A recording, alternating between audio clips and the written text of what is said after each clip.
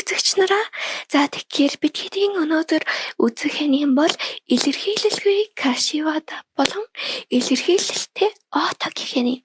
Панич гэх үү, романтикч гэх үү, ер нь хөөрхөн хэнийг байгаа. 4-тэй тавч танилцуулбал энэ охин бол ямар ч царайны хувирал байхгүй тийм нэг хүлдүү хүмүүс байдаг штэ. Ер нь нэг тиймэрхүү охин. Энэ харагдаж байгаа дөрөсгүй сахилгагүй Кашивадаг дандаа л царайных нь хувирлыг харах гэж үздэг нэг далжгар гар. Ангиудад угаасаа нэг юм классик далжгар гараад байдаг та. Кашивадагийн нэр нь урд болохоор зүгээр Каши гэд явчих. Отаага зүгээр отоогоор нь явцгаая. Манай Каши зүгээр мөрөөрөө мөмө унжуулаад ангилуугаа явж байхад Ото гэж дальж исэн гар ээлжид нэгэн арга буюу урдуур нь аалзааруулж айлгаж царайных нь хувирлыг харах гэж үздэг. Таанч Кашигийн царайны хувирлыг харна гэж бодсон боловч тэгсэнгүй. Яаж яхад нь бүр Каши сочлоо. Гэж цочдог жаах шиг амар игдүүтэй шиг гүүч шиг ер нь тэгээд амарч юм дөө. Тэгээ манай одоо шаахаж байгаа шаалгаж байгаа юм да гэдг нь болдгийн. Ер нь хөөрхөн. Манай одоо Кашигийн урдуур бишийг орилж үзлээ. Бишгүүрэний заваанд ургаж үзлээ. Дахиад жомп хийж үзсэн боловч бас л бүтэлгүйднэ гэж. Гэхдээ угаасаа ийм нөө манай гай найзуудтайгаа ярьж суух ба нэг найз нь яагаад ингэж шоглох болсон юм бэ гэж асуудаг. Манай хүнч уухайн тас гэд ярьсан байдаг юм. За тавчлаад ярил. Манай гай сакура цэцэглэж дууссан элсэг ясалтлын өдөр манай Отог нэг хэрэг ирээд өдөж шороогоо залахгүй байжээ. Арай гэж холдуулсан чинь мэдээж цамцан дээр нь баахан ойлгомжтой штэ. Дахиад нэг удаа дээрээс нь яг хөтгөнөө унгаахад манай хүн болтоод доошоо харсан чинь манай Кашигийн дээр нөгөөхтгөн нь унчихжээ. Тэгэхэд манай хүний хажуугаар ямар ч царайны хувиралгүй өнгөрөө тавьсан юм байна л та. Тэгээд манай хоёр салаад ангилуугаа явтал нэг анги байж тараад тэрнээс хойш манай Кашиг байнга өдөж хоргоодог болжээ. Тэгээд Ото болон найзууд нь хоолоо идэхээр явхад Ото Каши илүү нэг л эвгүй хараад байна шүү. Манай Каши ч мэдэхгүй хоолоо идэхээс өмнө ундаагаа явахад Ото гинэд орж ирээл юу болсон бэ гэхээр манай хүн ундааных нь оронд зөө хийж өгчээ. Гэхдээ инглигээд ойлгомжтой штэ. Манай Каши гахаж цацхгүй харин ч зүгээр байгаад байхаар манай хүн шоконд ороод өөрийнхөө ундаагаа утал өөрөө гахаж цацдаг юм да. За яасан бэ гэхээр Ото Кашигийн ундаа руу өлөв талив гэд хараад байхлаар нь өөрийнхөө ундааг Отогийнхтэй солио тавьчихжээ. Хэдий хөлдөө царайтай ч гэсэн ухаантай юм шиг байгаа. Үгүй энэ шоолж инээж байгааг л харалтаа бүр нэг тийм тэгснээ болоогүй. За манай Каши төмний нүдэн дээр отоод би чиний ийм зан хайртай гэж авсан.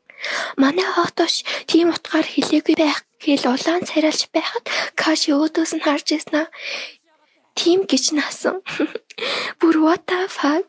Оточ цүн дээр юм шиг байгаа. Яг уу цүн дээр юм бэнд нэр хөрхөнлөлтөг. Отооч зүрхний хоёр хамттайгаа яаж буулгаж авах уу гэд шаналж байдаг. Найзууд нь ч бууч өгөө гэж сууж байдаг да. Угаасаа л бууж өгөхгүй бол манай Каши живгөө охин штэ тий. Маргаашаас нь эхлээд Ото болон найзууд нь Кашиг тасралтгүй дагаж харсан байдаг. Жохон сталкертаад. Манай Кашич усан цан цэвэрлэж байхад Ото гарч ирснээр бэлэг өгье гэснээр ус цацаад хайчихдаг. Гэхдээ Каши оногддгоо. Манай хүн тэгээд өөрийгөө норгочихдаг. Гүй манай энэ нэр үнэн бүтэлгүй маа. Тэгээд найзууд нь чирээд Кашигийн талд ордгийн. Найзууд нь нэрээд Кашигийн талд орхоор тэгээд нэлэг польтуулна штэ. Харалтаа та нар. Манай Кашид хөгжилтэй байсан юм шиг Оточ ичээд гүйгээд явдаг. Тэгсэн Каши жараас нь гүйгээл энэ хоёрыг харалтаа хөөрхөн байгаа үстэй. Дараагийн ингээр усан сэлэлтээр уралдаж байдаг Оточ хамгийн хурд нь байж таарад, Кашич хамгийн удаан нь байж таарад, Ото Каши усан сэлэлт зааж өгөхөр болдог. Отооч гэж заваа санаатай юм ээлжид тоороо эхлүүлж байгаа юм да. Зааж өгч байхдаа гинэд гарын тавиад каши живх шахдаг. Тэгэхдээ хүртэл кашиг эзснээс нь тэрж аваад отоо ичээд цогтох гэтэл хувцсных нь эрзэнээс татаад сунгаад байж идэг. Гүй бас арманчик энийг арманчик гэж хэлгөө те. Каши дараачих дээр ороод бас хөөрхөн сэлээд байдаг. Гэтэ хөөрхий кашиг аварч байхад шорт нь сугараад унчихсан байдаг. Отооч дахиад хорлох гэж оролцсон боловч ойлгомжтой. Гэтэл нэг ханаас чим ангийн дарга гарч ирээд кашиг өдөрч хоргохоо бол гэж загнаж байдаг. Ангийн даргын табуучи гэдэг табу гэж дуудчих. Айлгах гэтэл табу 50 байлгадгүй. Тэрнээс хойш табу кашиг дагдаг болцсон бараг сталкер гэх юм уу да. Гэтэ их хөөрхий сталкер. Яагаад сталкертах болсон бэ гэхээр пен нь байдаг л та. Уг нь олонх сталкертаад байхаар нь би отоогоос л аврах гээд байгаа юм байх гэж бодсон шүү дээ. Даанч үгүй байсан юм байна. Кашигийн бүр пен клуб байдаг юм байна л дээ. Базрааны. Энэ бүхний каши сонсоод зүгэнжсэн байдгийн тэрийг мэдчихэд табу сүнс болоод замхраад өгдөг.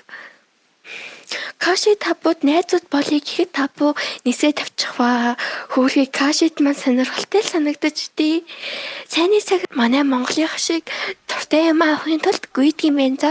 Тэр жаахаа Ото гэрээсээ хоол авчирч байгаагүй гэд найзууд нь ярьж байхад каши сонсчоод маргааш нь замыг хагаад явуулдгүй.